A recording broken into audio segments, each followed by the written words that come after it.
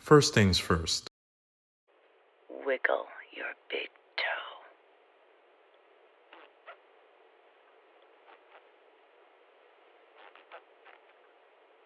Hard part's over. Secondly, please excuse the lisp. Thank you.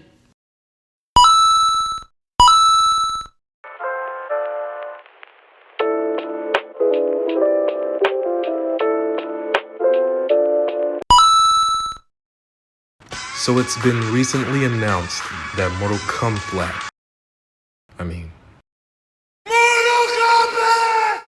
is getting a sequel. But why though? You mean to tell me that Warner Brothers has enough time and resources to give us at least one good DC movie in the last 9 years? But instead, they're going to give us another oversaturated, stupidly violent, under-constructed, and laughably written MK story. This moment was specifically made for me. Something out there wants me to deliver the fatality that is what I would like to call. Okay, look, I don't know what to call it, but there will be multiple fatalities throughout this video. First, let's get this out of the way. The opening sequence is excellent. It brings in two of the series' most prominent characters, Scorpion and Sub-Zero. It explains their rivalry and hatred for each other, while at the same time showing us how Scorpion came to be. On top of that, it's probably the most well-shot scene in the entire movie, and opens the door for what to expect for the rest of the film. Also, the cinematography and the emotion in this scene is felt amongst both warriors, so it lets us understand Scorpion's need for vengeance and Bi-Han's deceptive nature. Okay, that's enough. That's the only positive criticism I will give this flick. Now we begin. Round 1, fight! Well, I really hoped you liked how everything was set up in the beginning, because it's about to go down. Let's start off with Raiden.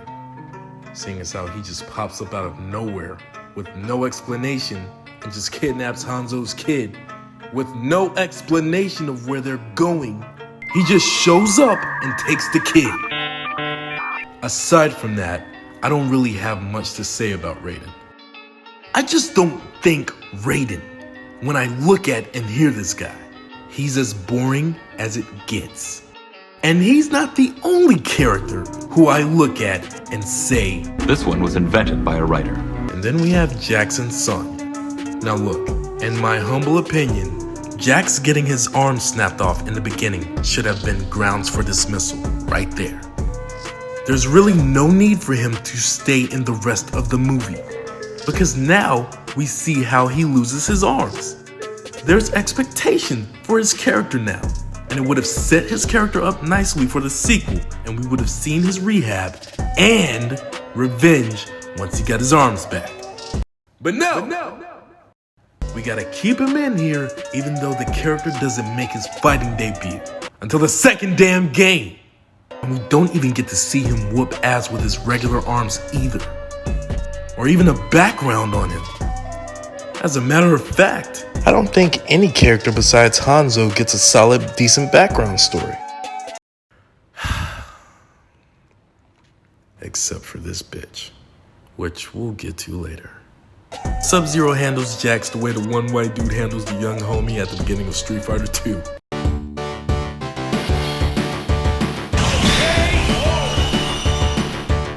And Sonya.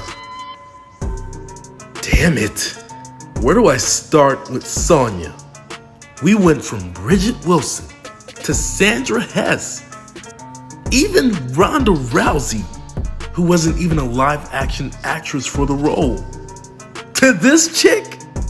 Look, I'm sorry, but every time I see Bridget Wilson's Sonya, I feel like she's about to burst through the screen and whoop my ass. Like, what the f did I do? However, when I see this chick, the only Sonya I can think of is the Pink Ranger from Dino Charge. Please do not ask me how I know about that.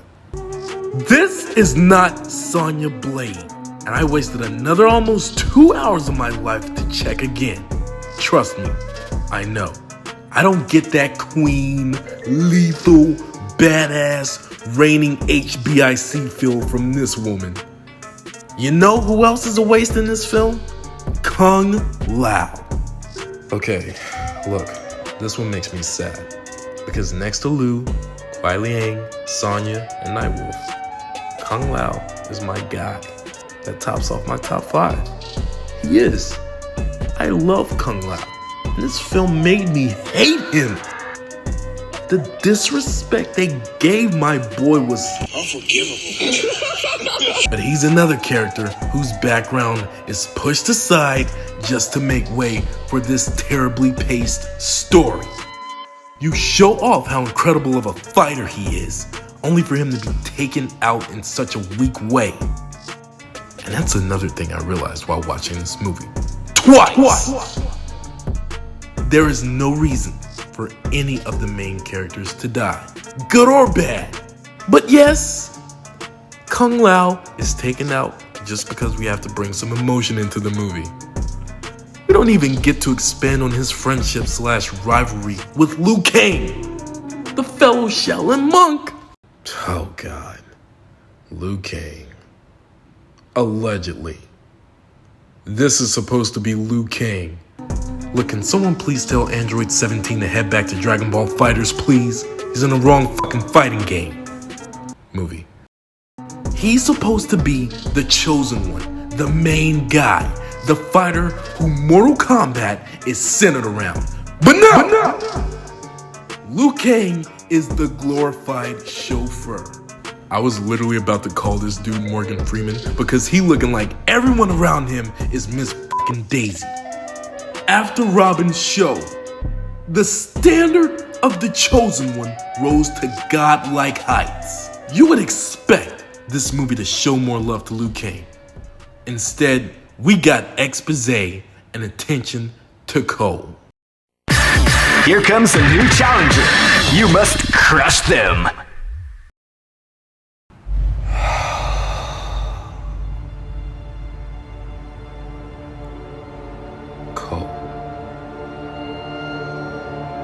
Cole. Man. Fuck Cole! No, I'm not talking about you. We all love you. Look, I'm sorry, but Ed Boon and John Tobias need to step to the front of the fucking congregation for this one. Why they decided to give us this ramen noodle covered boy is beyond me. Like he looks like his body was about to be possessed by a monster or a demon and it didn't finish halfway. He looks like he received Orochimaru's curse mark jutsu and he never reached level 2. Looking like curse mark level 1.5. Oh, and have y'all ever heard of Goldar from the Mighty Morphin Power Rangers? This is no Dar. Like seriously, this dude's torso looks like the pattern in a golden Oreo cookie. Like he looks like the one dude on Halloween whose costume was thrown together at the last minute. We all know that one motherfucker. Don't sit there and act like you don't know who that fucker is. Don't sit there and act like you don't have that one person in your life. Nobody told you to steal all the sundials from my homie in Hercules. Nobody told you that the ring puzzle from Uncharted 3 was the way to go. Looking like he may have been Tai Lim from Soul Calibur in a previous life. Like it really looks like someone is about to yell Shaolin Showdown and challenge this dude for one of the Shengang Wu.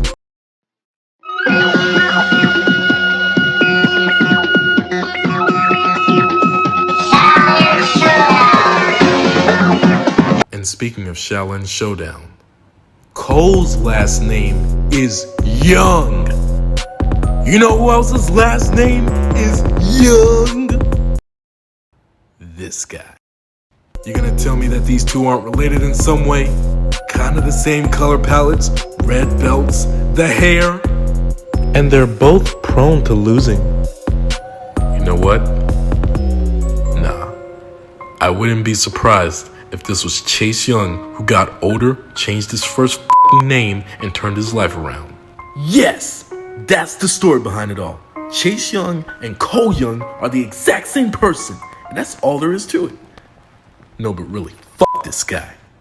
This dude's ancestor is Scorpion, and his presence alone is a flat-out disgrace to such a legendary fucking character. Whew. But that's pretty much it. The villains are as lackluster as it gets. Shang Tsung looks like he was ripped right out of Dynasty Wars. And I'm serious, he doesn't even look like he's about to whoop anyone's ass. Sub-Zero is actually pretty spot on. This guy is able to capture Bi-Han's treachery pretty good. So what's the problem,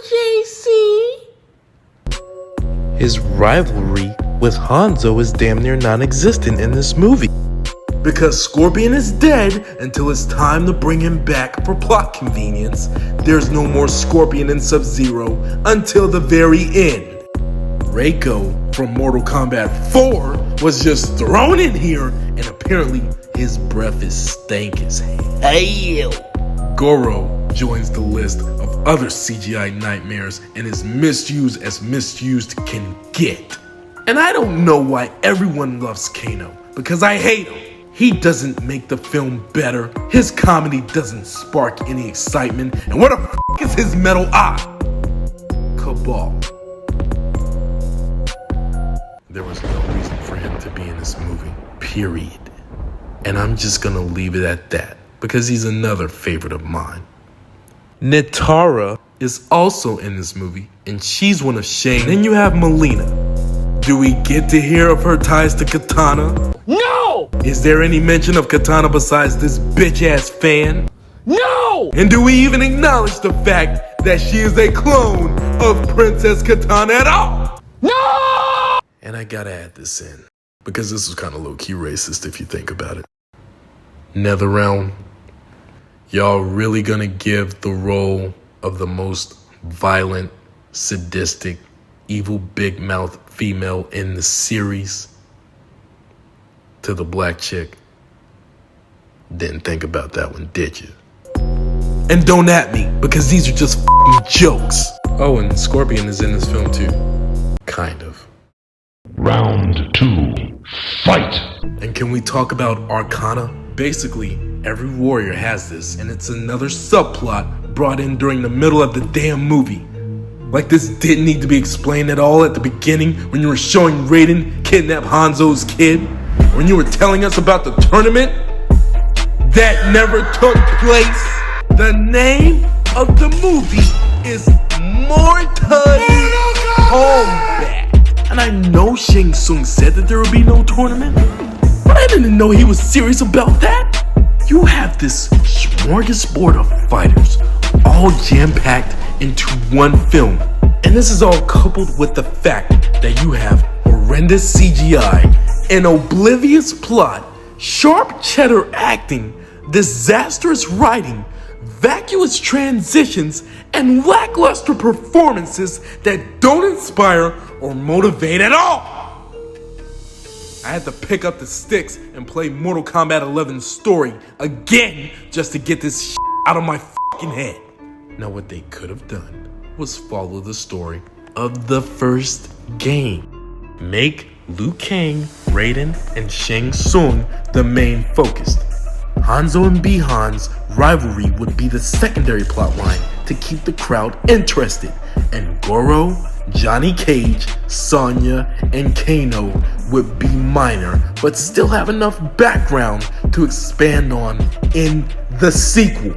You'd have a limited amount of main characters, but you'd have brand new ones to get rid of at your disposal at any time. Yet you have damn near half of the fuckers from Mortal Kombat Armageddon just to say, oh hey, look at how many fighters we put into it. And this is bloody and violent. Look at how vicious it is. We're better than Mortal Kombat Annihilation, which is a fucking lie. I would gladly watch MK Annihilation's fucked up green screen and obvious stunt doubles a quintillion times more than this. And after watching this a second time, I truly believe this could be the worst movie of all time. I'm not kidding. I thought it was just the worst movie of 2021, but it's definitely up there. And you're talking to someone who grew up in the era of Jiggly, Batman and Robin, from Justin to Kelly, and Norbit. Think I'm exaggerating? This is the director's film debut. Before this, he was directing commercials. You know what that means? Warner Brothers couldn't find anyone else. Oh, you thought it was over? It's not over. Finish him! This movie looks like a final project from a group of film students in college. This movie looks like it could be an original film for Vimeo. This movie looks like it was an idea for a game reboot centered around a new character, but they couldn't figure out how to market it, so they put it out as a film. This movie looks like they grabbed a bunch of people from Comic-Con and told them to bring their own wardrobe. This movie looks like a made-for-TV special on Sci-Fi. 2010s and 2020s era Sci-Fi. This movie looks like the illegitimate child of The Last Airbender, and we can't figure out who the fucking daddy is.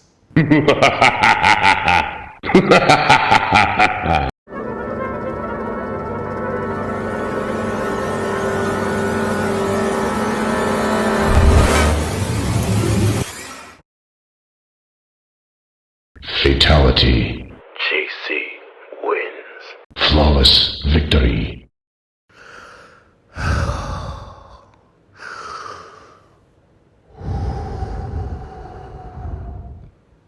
But enough about me. What about you? Do you think I'm over-exaggerating? Do you like MK 2021? Do you think MK2 will be an improvement? Do you agree or disagree with anything that I've said in this video? Does he look like a bitch? If the answer is yes to any of those, then hit the like, share, and subscribe buttons. Click the notification bell and receive more of the ism. Thanks for tuning in. Later. And did you know Reptile was in this movie as well?